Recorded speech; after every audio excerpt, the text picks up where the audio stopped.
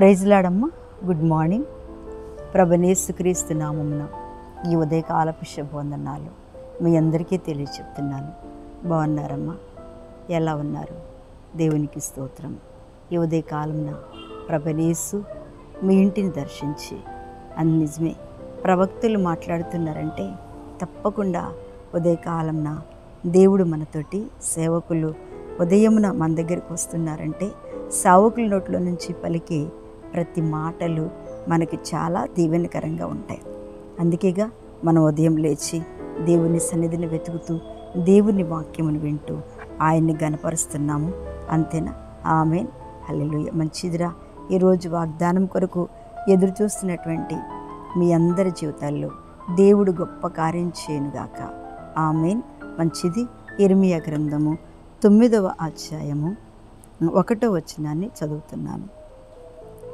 నా జనులలో హతమైన వారిని గూర్చి నేను దివారాత్రము కన్నీరు విడిచినట్లు నా తల జలమయముగాను నా కన్ను కన్నీళ్లు ఓటగాను ఉండునుగాక అని అన్నాను అని ఇర్మియా ప్రార్థన చేస్తున్నాడు కదండి. అసలు ఇర్మియా భక్తుడుకు దేవుడిచ్చిన గొప్ప అభిషేకం ఏంటంటే ఎప్పుడు కూడా ఆయన కన్నీటి ప్రార్థన కదా. ఆయన కన్నీటి ప్రార్థన దేని కొరకు చేస్తున్నాడు చెప్పండి? బిడ్డల కొరక, లేకపోతే ఆర్థికం కోసమా, ఆశీర్వాదాల కొరక, లేకపోతే నాకు అది కావాలి ఇది కావాలని ఆయన ప్రార్థన చేస్తూ ఉన్నాడా? కాదు. ఆయన నా జనులలో హతులైన గురించి నేను దివారాత్రము కన్నీరు కారుస్తున్నాను. నిజమే. ఎంతమంది మన జనాంగాల్లోనే రక్షణ లేని వాళ్ళు ఎంతమంది ఉన్నారో, మాట వినని వారు ఎంతమంది ఉన్నారో, దేవుని వాక్యాన్ని మనం చెప్పినా వాళ్ళు తోసి పక్కన పెట్టేస్తారు కదండి. దేవుడు గొప్ప దేవుడండి. కానీ ప్రభు అంటున్నాడు, ఆ కన్నీళ్ళ ప్రార్థన దేవుడు చూశాడు. ఎవరిది? ఇర్మియా రాత్రంతయు దివారాత్రములు ఏ రోజు చూసినా కన్నీరు ఆయనకి. ఏ మధ్యాహ్నం ఒకవేళ ఏది మనశ్శాంతిగా ఉన్నా కూర్చున్నా కన్నీరు కారుస్తూ ఉంటాడు. ఎందుకో తెలియదు. నిజమే. నాకు కూడా అంటే మనకు కూడా కొన్ని అనుభవాలు చూసినప్పుడు, కొంతమంది బాధలు చూసినప్పుడు, లేకపోతే కొంత దేశంలో జరుగుతున్నటువంటి ఈ అలజడులన్నీ మనం చూస్తున్నప్పుడు కదా, కూర్చున్నప్పుడే దుఃఖం వచ్చేస్తూ ఉంటుంది. ప్రభువా, వీళ్ళందరూ ఇలా అసలు ఎన్ని వార్తలు మనం చూస్తుంటే, బయట ఎన్ని చెడు పనులు మనం చూస్తూ ఉంటే, నిజంగా వరుస లేని పనులు చూస్తూ ఉంటే, ఆ తర్వాత వయసులతో తేడా లేని పనులు చేస్తూ ఉంటే చాలా చాలా బాధ, దుఃఖం, వేదన అనిపిస్తూ ఉంటుంది. నిజంగా దేవుని బిడ్డలారా, అలాగే ఆయన కూడా మనం కూర్చున్న దగ్గరే కన్నీరు కారుస్తూ ఉంటాం. వాళ్ళు ఒకవేళ అనారోగ్యంగా ఉన్నారన్నా, బాధతో ఉన్నారన్నా మనము ఎదురు చూస్తూ ఉంటాం కదా.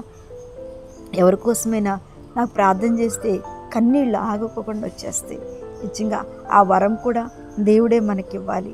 లేకపోతే మన కోసమే మనం ఏడవని ఈ రోజుల్లో ఇతరుల కోసం ఏడవాలి అంటే అది ఎంత వరం అండి, అది ఎంత గొప్ప కృప. అందుకనే ఆయన ఇక్కడ చెప్తున్నాడు, హతులైన వారి గురించి రాత్రి మగళ్ళు ఆయన కన్నీరు విడుచుతూ ఏంటంట తల జలమయ్యే వరకు. అమ్మో, ఎంత కన్నీరు! తల జలమయముగాను నా కన్నీళ్ళు నీళ్లు ఓటగా. అమ్మ బాబాయ్, ఎంత కన్నీరు! అసలు దేని కొరకైన కన్నీరు? అవును, వాక్యం వింటున్న దేవుని బిడ్డలారా, నువ్వు కూడా రాత్రి పగళ్ళు ఏడుస్తూనే ఉన్నావా? నిద్రపోకుండా పట్టదు మనకి. చాలాసార్లు నిద్ర పట్టదు. చాలాసార్లు మరి ఒక్కోసారి సమస్య లేకపోయినా నిద్ర పట్టదు, ఒక్కోసారి జబ్బు లేకపోయినా నిద్ర పట్టదు, ఒక్కోసారి అన్నీ ఉన్నా కూడా నిద్రపోతూ ఉంటాం. కానీ ఈ ప్రవక్త అసలు రాత్రి పగళ్ళు ఏడుస్తూ ఉన్నాడు. అవును దేవుని బిడ్డ, నువ్వు కూడా ఏడుస్తుండొచ్చు. మనందరము ఈ రోజులు మనుషులు మారిపోయారని ప్రతిరోజు నువ్వు ఏడుస్తూ ఉన్నావు కదా. మన కష్టాలు తలంచుకుంటూ, మన తలంపులు తలంచుకుంటూ, మన వేదన, బాధను, దుఃఖమును తలంచుకుంటూ కన్నీరు కారుస్తున్నావా? తప్పకుండా నీ కుటుంబంలో ఎవరైనా మారలేదని, ఎవరైనా నీ కుటుంబంలో రక్షణ లేదని, ఎవరైనా నీ కుటుంబంలో మరి అనారోగ్యాలు పాలయ్యారని ఏడ్చి కన్నీరు ప్రార్థన చేస్తున్నావా? తప్పకుండా దేవుడు నీ ఓటలను ఆ యొక్క ఇర్మియా భక్తుని ఓటలు ఏ రీతిగా పైకి లేచేటట్టుగా, ఏ రీతిగా ఆయన భారం కలిగి ఏడ్చాడో అలాగే నీ భారమును కూడా దేవుడు అంత అద్భుతముగా నీ కన్నీళ్లను, నీ కన్నీళ్ల ఓటను దేవుడు మధురముగా, ఆశీర్వాదంగా దేవుడు మార్చిపోతున్నాడు. ఎక్కడికన్నా వెళ్తుందండి?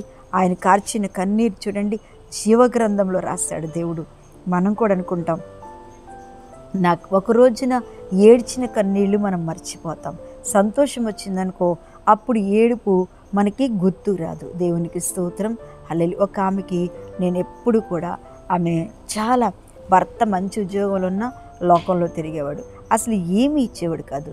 ఆమె వచ్చి, అమ్మ నాకు నిజంగానే ఏమి లేదు, ప్రార్థన సహవాసంలో ఆమెకు సబ్బు కావాలంటే సబ్బు, పేస్ట్ కావాలంటే పేస్టు, ఆమెకి బట్టలు కావాలంటే బట్టలు, నాకు లేవు కానీ ఉన్న దానిలోనే ఇచ్చినప్పుడు ఆమె మంచిగా బ్రతికి మంచిగా స్థితిలోకి వచ్చి ఆమె మంచిగా దీవించబడి కొంచెం కొంచెం వాక్యం చెప్తూ ప్రార్థన చేస్తూ కొంచెం అటింటి ఇటింటికి ఆ ఎల్లంటి తిరుగుతూ ఏం చేస్తుందంటే కొంచెం ప్రార్థనలో అంటే దేవుళ్ళు ఎదుగుతుంది.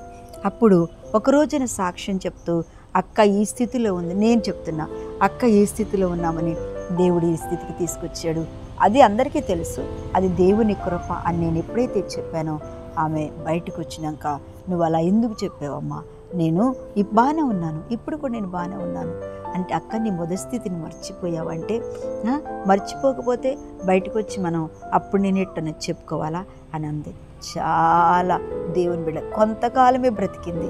ఆ బ్రతుకు కూడా శ్రమలంతటితోనే అసలు రోడ్డు మీద బ్రతికింది. ఆ తర్వాత ఆమె చనిపోయింది. అవును దేవుని బిడ్డారా, మన మొదటి స్థితిని మర్చిపోకుండా, మన కన్నీళ్ళను మర్చిపోకుండా, మన కన్నీళ్ళ ఓటలు మర్చిపోకుండా, మనం రాత్రి జాముల్లో కార్చిన కన్నీరు మర్చిపోకుండా ఉన్నట్టయితే తప్పకుండా రెండంతల మేలు, రెండంతల ఆశీర్వాదం ప్రభు మనకిస్తాడు.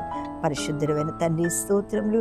ప్రార్థన చేస్తున్న ఈ బిడ్డలందరినీ దీవించి వారి కన్నీటిని ఆశీర్వాదంగా మార్చి మీరు మహిమ పొందుకోమని యేసు నామమున అడుగుచున్న తండ్రి, ఆమేన్.